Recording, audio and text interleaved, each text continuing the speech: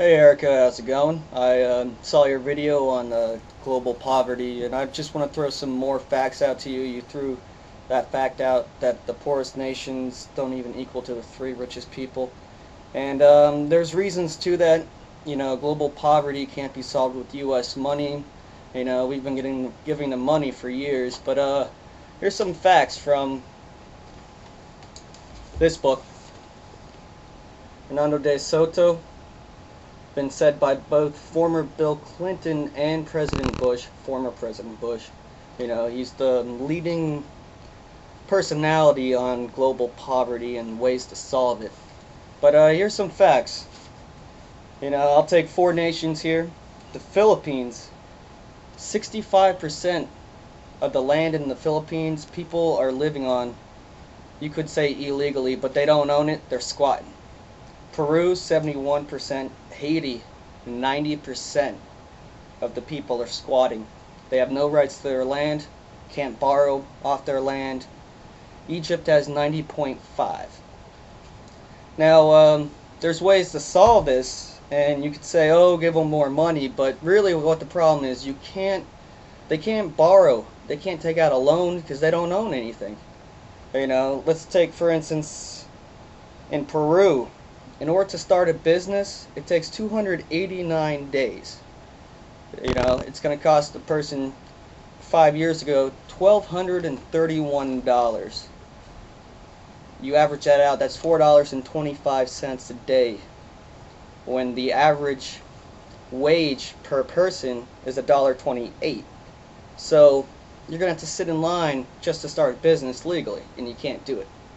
And in Peru, it also takes 728 steps in order to receive a title to the land you are living on or squatting on. In the Philippines, it takes 168 steps involving 53 separate agencies, and it will take you roughly 13 to 25 years. So that will explain why 71% of people in Peru are squatting, and in the Philippines, 65% of people are squatting. Now, the global poor are saving a lot of money. They have a lot of money saved, and it's 40 times all the net foreign aid given to those countries since 1945. So in the last 62 years, they've saved more than 40 times all the money that we've given them. So it's not a matter of, oh, they don't have enough money. It's a matter of they don't have a mechanism in order to use that money. They have no rights to their land they're living on, and they can't start a company because it's too expensive. And in America, we had those issues. We had a lot of squatters, and up until the mid 1800s, we didn't have a way of having uniform property ownership.